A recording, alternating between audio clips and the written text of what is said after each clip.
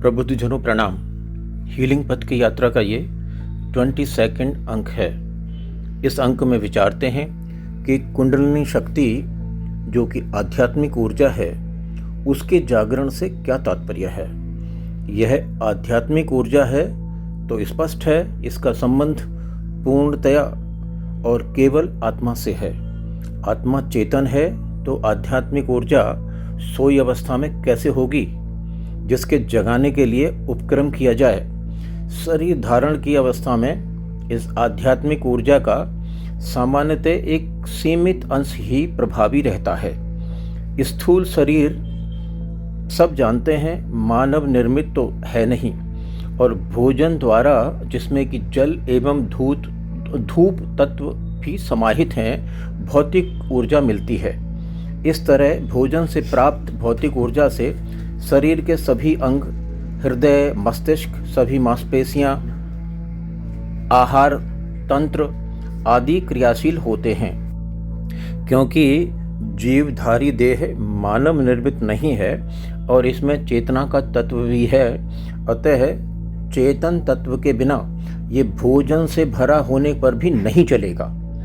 इस शरीर के गतिमान चेतन स्वरूप होने हेतु आध्यात्मिक ऊर्जा लगती है। आध्यात्मिक ऊर्जा की कोई माप नहीं, किंतु उसका एक अंश मात्र ही जीवधारियों के साधारण जीवन यापन के लिए प्रभावी रहता है। जब आत्मा शुद्ध चेतन स्वरूप और शाश्वत है, तब उसकी शेष ऊर्जा का क्या रहता है। आध्यात्मिक ऊर्जा का शेष जो कि आत्मा स्वरूप है, अप्रभावी रहता है।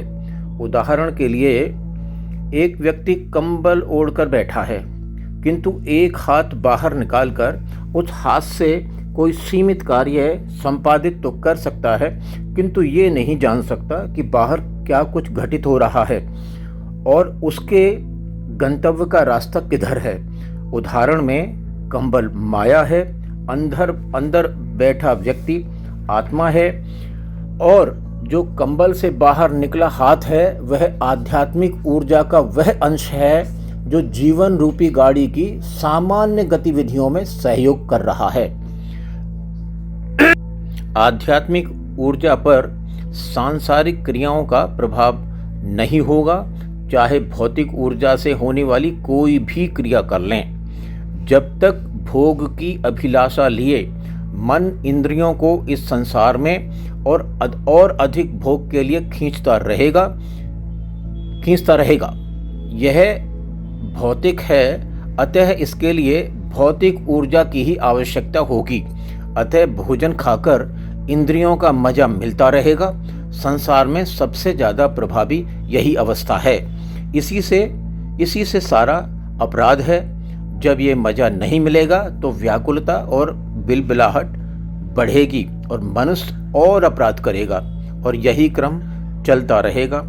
शरीर बदलते रहेंगे, युग बीतते रहेंगे। जो कंबल है वही माया का आवरण है और वही शेष कर्मफल है। जब तक वह शेष रहेगा, जीवन क्रम जारी रहेगा। कर्म फल का शून्य होना ही कंबल रूपी माया का हटना है, और इसका हटना ही चेतन का पूर्ण रूप से प्रकट होकर प्रभावी होना है। यही अवस्था आध्यात्मिक ऊर्जा की उच्चतम अवस्था है। जब आध्यात्मिक ऊर्जा ही कुंडलिनी शक्ति है तो यही उसकी जागृत अवस्था है। अब इस विषय से जुड़े अन्य पहलुओं पर विचारते हैं। इस संसार में रुपए पैसे के लेन देन से जो कुछ भी अदले बदले में प्राप्त होगा वह भौतिक होगा, और वह क्रिया एक व्यापार या धंधा कहें उसकी श्रेणी में आएगा। गुरु कभी भी अपनी विद्या या ज्ञान का मूल्य प्री कंडीशन के रूप में नहीं लेगा। दक्षिणा हमेशा विद्या या ज्ञान प्राप्ति के बाद होती है, और वह भी शिष्य की स्वेच्छा से। यदि शिष्य की वृत्ति संसार में भोग की कामना से भरी पड़ी है तो गुरुजी उससे कितने ही ध्यान करा लें, आसन करा लें, या अपने हाथ से अपना ब्रह्मास्त्र छोड़ दें, शक्तिपात कर दें, आध्यात्मिक ऊर्जा का पुंज अप्रभावी ही रहेगा। आंख मूंदकर बैठने से कुछ नहीं होगा। मन की चंचलता समाप्त हो नहीं सकती। आंख मूंदकर बैठने से क्या अभिप्राय है? तब आंख मूंदकर बैठने से क्या अभिप्राय है? संभवतः ऐसा बैठने से ये ज्ञात हो पाएगा कि रोग कहाँ है। जब ये मन निरंतर संसार की तरफ की वृत्ति रखेगा तो रोग ज्ञात हो जाएगा। ऐसे में बुद्धि तत्व जिसमें कारण है उससे निरंतर प्रहार हो तो पता हो जाएगा कि संसार की सभी वस्तुएं भी एक साथ मिल जाएं तो मन के साथ तन को भी और रोगी बना देंगी। यहीं से पता चल जाएगा कि निदान क्या है। इसी अवस्था से वैराग्य की भावना उपज सकती है, वो भी परमात्मा की कृपा से। इसके बाद का क्रम जो पहले कहा जा चुका है पुनः पुनरावृत्ति की जाती है कि स्थायी वैराग्य भाव आने से माया की पकड़ समाप्त, कुंडलिनी सर्वोच्च अवस्था में, तुरंत परमानंद की अवस्था प्राप्त और मौन की अवस्था प्राप्त, सब एक साथ घटित हो जाएगा। सारे चक्र एक साथ खुल जाएंगे। इस अंक के समापन की ओर जाते जाते कुछ बात और कह दें कि कुंडलिनी शक्ति जागृत कराने वाले विद्वान कहते हैं कि कुंडलिनी शक्ति जब जागृत होती है तो एक सर्पणी की भांति रीढ़ की हड्डियों के बीच रास्ता बनाती है और सभी आभासी चक्रों को खोलती ऊपर चढ़ती है।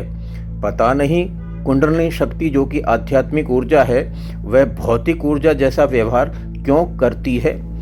आत्मा की शाश्वत अवस्था मौन है, तब उसकी ऊर्जा की स्वाभाविक अवस्था भी मौन है। वैसे कुछ चक्र तो पशु पक्षियों के भी जागृत प्रतीत होते हैं, क्योंकि वह भी घोंसला, सुरंग, मांद आदि की व्यवस्था करते हैं, भोजन की खोज करते हैं, साहस और युक्ति पूर्वक अपनी और अपने बच्चों की रक्षा करते हैं, प्रजनन करते हैं, अपने बच्चों पर दया करुणा करते हैं, अपने बच्चों को जीवन के गुण सिखाते हैं।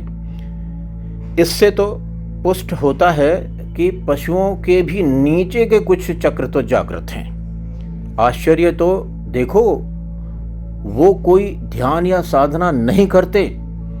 गुरु तो भगवान श्री राम, भगवान श्री कृष्ण के भी थे, जिन्होंने जीवन यापन के विषय में ज्ञान दिया, युद्ध कौशल सिखाया और बुद्धि तत्व को पैना करके यह ज्ञान बिठा दिया कि संसार के सभी वैभव आनंद की स्थायी अवस्था नहीं दे सकते, और उन्हें स्पष्ट बता दिया जीवन यात्रा में स्थायी वैराग्य भाव का अभाव सभी दुखों का कारण है।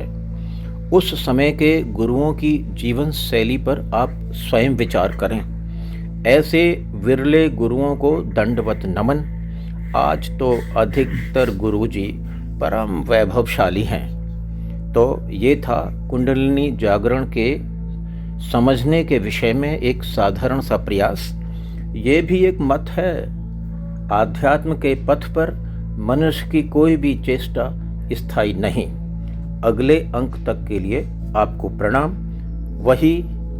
वही विनम्र निवेदन है कि इस विषय पर अपने विचार अवश्य लिखें।